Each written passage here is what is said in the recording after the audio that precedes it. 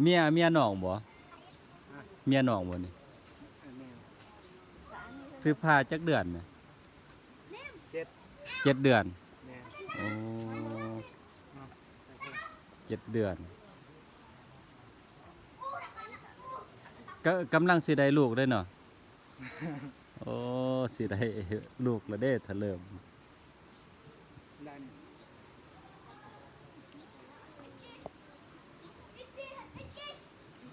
ตอนสอบยังไม่ได้คายโรงเรียน ตอนเช้าขายให้โรงเรียนอีกบ่ ไปโน่นคายโรงเรียน อ๋อ อื่นแล้วมันคือคายซื้อเป็นโล อ๋อน้องเอาเมียต้นใดปีกายนี่บ่นี่นั่นแหละตอนเดือนสอง ตอนเดือน2แม่ โอ้เดือน2